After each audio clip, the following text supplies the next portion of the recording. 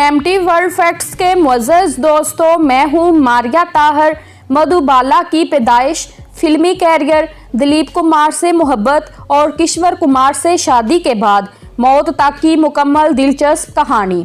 जी हाँ दोस्तों, मधुबाला 14 फरवरी 1933 को यानी वैलेंटाइन डे पर दिल्ली में पैदा हुई। उनका बचपन का नाम मुमताज़ जहां बेगम था। दविका रानी ने मुमताज़ जहां बेगम को मधुबाला का नाम दिया। मुमताज़ अपने 11 बहन भाइयों में 5वें नंबर पर थीं। उन्होंने सिर्फ 9 साल की उम्र में फिल्मों की दुनिया में कदम रखा।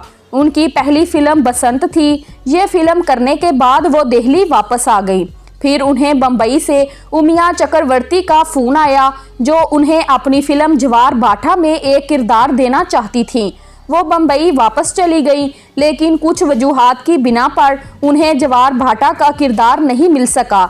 लेकिन उनके वालिद ने बम्बई में ही रहने का फैसला किया। जी हाँ दोस्तों, मारूफ अदाकारा दविका रानी उनकी मेहनत देखकर बहुत मुतासर हुई। उन्होंने उन्हें एक नया नाम मधुबाला दिया। साल 1948 में उन्हें फिल्म संगार में सुरैया के साथ सहनायिका का किरदार मिला। रफ्ता रफ्ता उनकी शोहरत में इजाफा होने लगा और उन्हें बतौर हीरोइन कई किरदार मिलने लगे।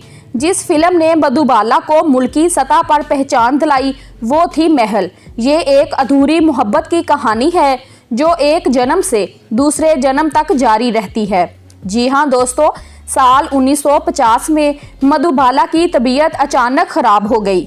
मुआयने और तफ्तीश के बाद ये पता चला कि उनके दिल में सुराख है। उस वक़्त इंडिया में दिल का ऑपरेशन एक मुश्किल ऑपरेशन समझा जाता था।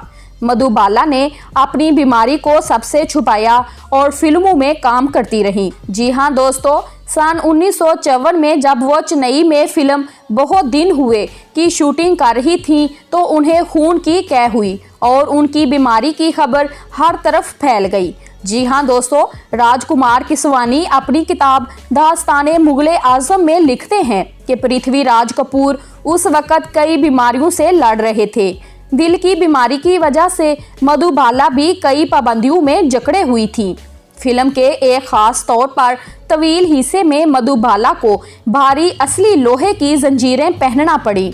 जब जेल में मधुबाला पर बेकस पे करम कीजिए सरकारे मदीना का सीन शूट हो रहा था तो डॉक्टरों की सख्त हदायत थी कि किसी भी हालत में वजन उठाने से गुरेज किया जाए। जी हाँ दोस्तों, लेकिन मधुबाला ने उसको शूट करने की इजाज़त दी। मधुबाला का जिस्म बेबस ज़रूर था, लेकिन उनके इरादे पुख्ता थे। मुगले आजम मधुबाला के कैरियर की आखिरी फिल्म थी। इससे कबल ये फिल्म की पेशकश नरगिस को की गई थी, लेकिन उन्होंने ये फिल्म साइन नहीं की क्योंकि वो उस वक़्त राज कपूर कैंप में थी और दिलीप कुमार से उनकी नाराज़गी चल रही थी। जी हाँ दोस्तों, फिर नौतन को ये फिल्म ऑफर हुई, लेकिन उन्होंने भी इस फिल्म में काम करने से इनकार कर दिया। जब मधुबाला ने ये फिल्म साइन की तो उनकी उम्र सिर्फ 20 साल थी। इस फिल्म को बनाने में 8 साल लगे। जी हाँ दोस्तों, बाद में नादरा ने कहा कि ये मधुबाला की ही हिम्मत थी कि वो शदीद बीमार होने के बावजूद 8 साल तक ये किरदार अदा करती रहीं। वो फिल्म के पहले मंजर से आखिरी मंजर तक बहुत खूबसूरत लग रही थी। ये उस वक़्त की सबसे महंगी फिल्म थी। ये फिल्म 3 ज़बानों हिंदी, अंग्रेज़ी और तमिल में बनाई गई थी। जी हाँ दोस्तों, हर मुकालमे को 3 ज़बानों में रिकॉर्ड किया गया। जी हाँ दोस्तों, इस फिल्म की शूटिंग के बाद इसकी इतनी फिल्म रील ज़ाय हुई थी जिससे कम अज़ कम 3 फिल्में बन सकती थीं। मुगले आजम का सबसे मशहूर सीन वो था जब दिलीप कुमार ने मधुबाला के होंठों को पंख से छुआ। जी हाँ दोस्तों, जबकि मुगले आजम के सेट पर कशीदगी रहती थी क्योंकि दिलीप कुमार और मधुबाला के दरमियान बातचीत नहीं थी। दबे हुए जज्बात उस वक़्त खुलकर सामने आए जब एक सीन में दिलीप कुमार ने मधुबाला के गाल पर इतना जोर से थप्पड़ मारा कि सब दंग रह गए। फिर सब सोचने लगे कि आगे क्या होगा। क्या मधुबाला सेट से वॉकआउट करेंगी? क्या शूटिंग मनसूख हो जाएगी? जी हाँ दोस्तों, इससे पहले कि मधुबाला कुछ कहती, आसफ उन्हें एक कोने में ले गए और कहा कि मैं आज बहुत खुश हूँ क्योंकि ये साफ है कि वो अब भी तुमसे प्यार करता है। ये काम करने की हिम्मत कोई आशिक ही कर सकता है।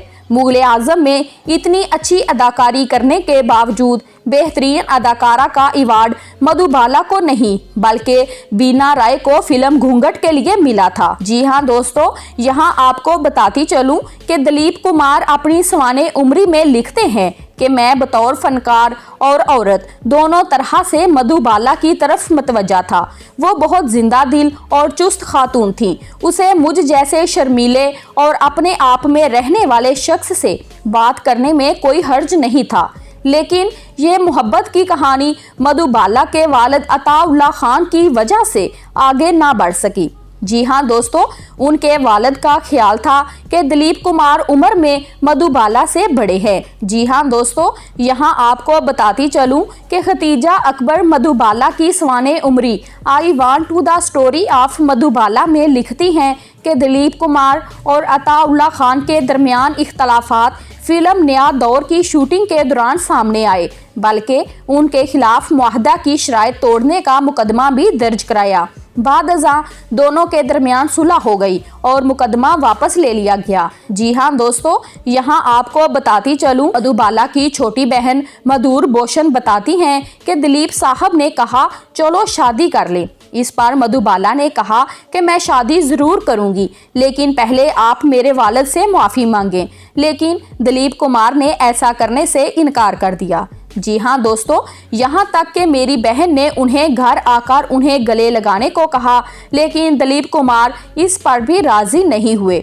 वहाँ से इन दोनों के दरमियान ब्रेकअप हो गया। जी हाँ दोस्तों, यहाँ आपको बताती चलूँ, जब मधुबाला को मालूम हुआ कि दिलीप कुमार उनसे शादी नहीं करेंगे तो उन्होंने ये साबित करने के लिए किश्वर कुमार से शादी कर ली कि वो किसी भी मर्द से शादी कर सकती है। हालांकि दोनों एक दूसरे को अच्छी तरह जानते भी नहीं थे। जी हाँ दोस्तों, यहाँ आपको बताती चलूं कि किश्वर कुमार को शादी से पहले ही मधुबाला की बीमारी का इल्म था। जैसे ही डॉक्टर ने किश्वर कुमार को बताया कि मधुबाला की जिंदगी के बहुत कम दिन बाकी हैं, इसने उन्हें एक ड्राइवर के साथ कार्टर रोड के एक फ्लैट में भेज दिया। वो 4 महीनों में एक बार उससे मिलने जाते थे और उसका फ़ोन भी नहीं सुनते थे। जी हाँ दोस्तों, आखिरी दिनों में मधुबाला ने गाउन पहनना शुरू किया। जी हाँ दोस्तों, यहाँ आपको बताती चलूँ, फिल्म इंडस्ट्री में मधुबाला से ज़्यादा नरम बोलने वाली और लोगों को इज्जत देने वाली कोई और खातून नहीं थी। जी हाँ दोस्तों, जब दिलीप कुमार सायरा बानो से शादी कर रहे थे तो मधुबाला ने उन्हें पैगाम भेजा कि वो उनसे मिलना चाहती हैं। दिलीप कुमार उनसे मिलने गए तो मधुबाला बहुत कमज़ोर हो चुकी थी। उन्होंने बहुत धीमी आवाज़ में उनसे कहा कि हमारे शहजादे को इसकी शहजादी मिल गई है, मैं बहुत खुश हूँ। जी हाँ दोस्तों, यहाँ आपको बताती चलूँ, जब मधुबाला ब्रीच कैंडी अस्पताल में अपनी आखिरी सांसें ले रही थीं, बीके करंजिया शायद उनसे मिलने वाले आखिरी शख्स थे। जी हाँ दोस्तों, बीके करंजिया लिखते हैं कि मधुबाला को जब अस्पताल में सांस लेने में दुश्वारी थी और नाक में ऑक्सीजन ट्यूब लगी हुई थी, वो उस वक़्त भी बेहद हसीन लग रही थीं। वो मुझे देखकर मुस्कुरा दी। मैंने उनका हाथ अपने हाथ में लिया। हम खामोशी से एक दूसरे की आंखों में देखने लगे। नर्स ने मुझे उनके करीब बैठने के लिए सिर्फ 5 मिनट का वक़्त दिया था, लेकिन मधुबाला ने मेरा हाथ नहीं छोड़ा। उनकी आंखें बाहर आने लगीं। मैंने अपना हाथ आहिस्ता से छुड़ाया और दोनों हाथों से उनका हाथ थाम लिया। फिर मैंने झुककर उसकी ठंडी और नम पेशानी को बोसा दिया। मेरी आंखों में भी आंसू आ गए और मैं फौरन से कमरे से बाहर आ गया। नर्स ने आहिस्ता से मधुबाला के कमरे का दरवाज़ा बंद कर दिया और आहिस्ता से अपना हाथ मेरे कंधे पर रखा। उसने सरगोशी की और कहा दुआ करो। जी हाँ दोस्तों, यहाँ आपको बताती चलूँ, अगले दिन 23 फरवरी 1969 यानी अपनी 36वीं सालगिरह के 9वें दिन मधुबाला ने इस दुनिया को अलविदा कह दिया। उस दिन दिलीप कुमार मद्रास में शूटिंग कर रहे थे।